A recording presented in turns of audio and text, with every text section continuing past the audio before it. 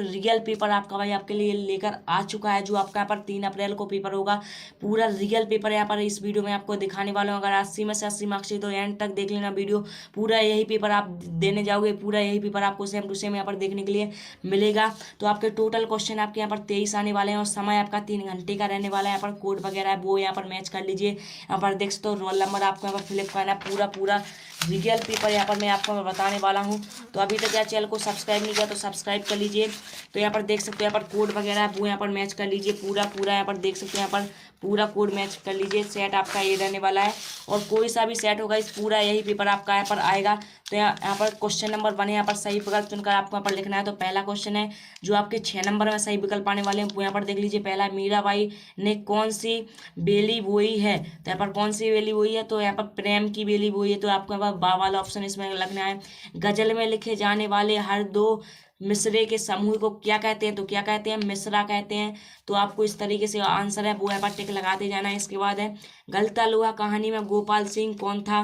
तो गोपाल सिंह कौन था आपको पता है, वहाँ पर गीतकार था। तो आपको यहाँ पर गीतकार बनना है। इसके बाद है मैं आज ही आया हूँ पंक्ति में ही है। तो क्या है? निपात है। तो आपको यहाँ पर आ वाला ऑप्शन टिक लगा देना है।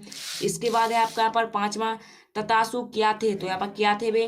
तो यहाँ पर कृषक थे। तो आपको यहाँ पर बा वाला ऑप्शन लगाना है। इसके बाद है 6वां, एनी फ्रेंट में अपनी डायरी में अनुभव लिखे हैं। तो यहाँ पर किस में लिखे हैं?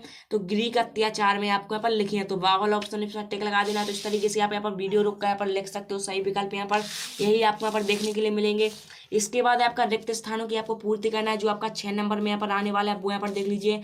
तो पहला है घर की याद कविता इन डॉट डॉट ऋतु में लिखी गई। तो आप कौन सा ऋतु में लिखी? तो ग्रीष्म ऋतु में आपको यहाँ पर लिखी गई। तो आपको ग्रीष्म भरना है। रीतिकाल का प्रमुख रस किसे कहते हैं? तो आपको पता ही हुआ यहाँ पर श्रृंगार रस को रीतिकाल का रस भी यहाँ पर कहते हैं। तो आपको ऑप्शन नंबर पे श्रृंगार इसमें भरना है। इसके बाद है कामानी जयशंकर प्रसाद का प्रमुख क्या है? तो उन्होंने महाकाव्य लिखा था या खंड काव्य लिखा? तो कामायनी जयशंकर प्रसाद आपका यहाँ पर क्या था? यहाँ पर आपका महाकाव्य था। तो आपको महाकाव्य बनना है। इसका मियां नसरुद्दीन इन डॉट डॉट ने मसीहा थे। तो किसके?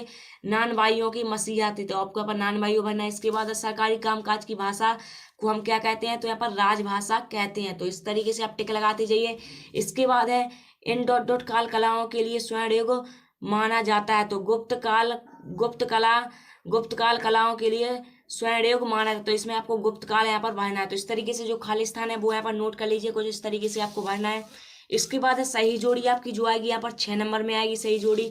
कविता का गांधी, इसके बाद गजल की पंक्तियां मेरी कहानी, ध्वनि के समूह को छाओ, समय का तकाजा। तो इस तरीके से नोट कर लीजिए। आपको लास्ट में यहाँ पर सही जोड़ी के आंसर यहाँ पर बताने वाला होके। इसके बाद है आपका क्वेश्चन नंबर 4, एक शब्द एक वाक्य में आपको उत्तर लिखना है, जो आपके 6 नंबर में आएगी। कौन सी दिशा सबसे खतरनाक होती है? प्रसाद गौड़ का आपको एक उदाहरण लिखना है।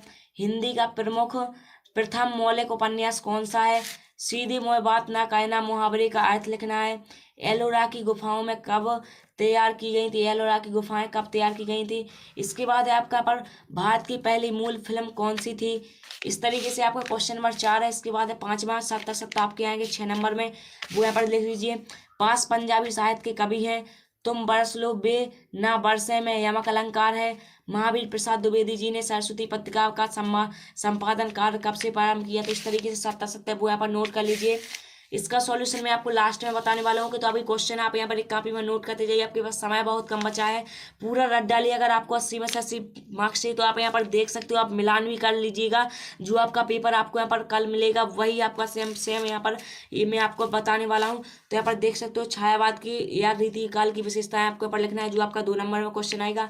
अथवा में आएगा प्रगतिवादी कविता की आपको 2 विशेषताएं लिखना है। क्वेश्चन नंबर 7 है मीरा कृष्ण की उपासना किस रूप में करती हैं? वह रूप कैसा है? तो पता होगा मीरा दास रूप में करती हैं।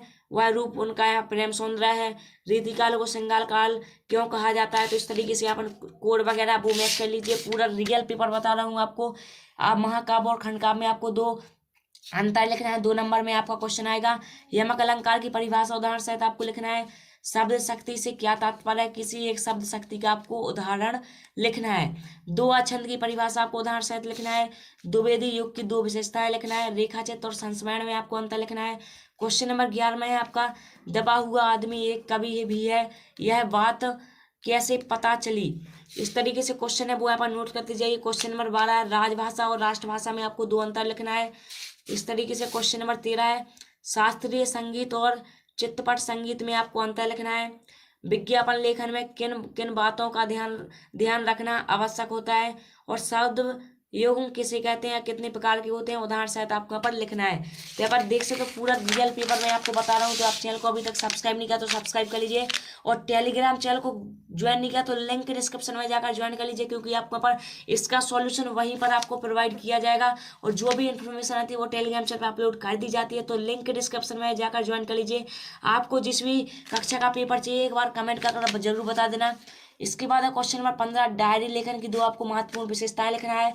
अनुस्मार किसे कहते हैं।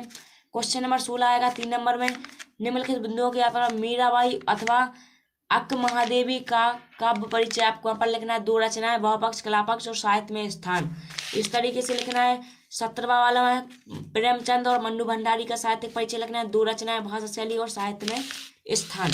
इसके बाद है क्वेश्चन नंबर 18 निम्नलिखित विषयों में से किसी एक विषय पर भाव पल्लवन करना है। तो इसमें से आपको भाव पल्लवन कर सकते हो किसी एक विषय पर।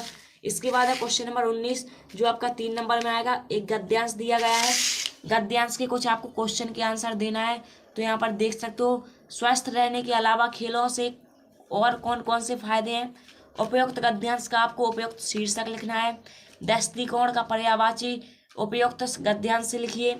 इस तरीके से आप पेपर नोट कर लीजिए। इसके बाद है क्वेश्चन नंबर 20 निम्नलिखित पद्यांश का भावार्थ संदर्भ प्रसंग सहित आपको यहाँ पर लिखना है। तो यहाँ पर नोट कर लीजिए।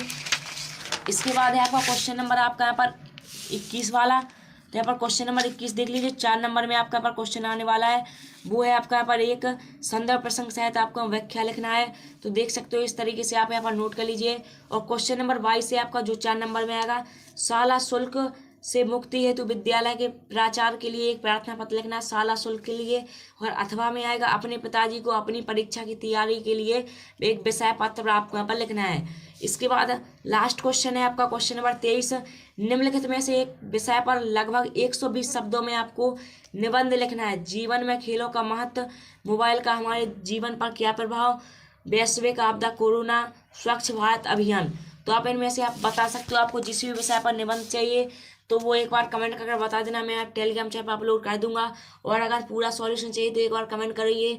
मैं आपको नेक्स्ट वीडियो में क्वेश्चन नंबर 1 से क्वेश्चन नंबर 23 तक के सारे क्वेश्चन आंसर के आपको सॉल्यूशन बता दूंगा। तो अभी तक चैनल को सब्सक्राइब नहीं किया तो सब्सक्राइब कर लीजिए। दोस्तों का अगर वीडियो को शेयर नहीं किया तो क्या कर रहे हो, शेयर कर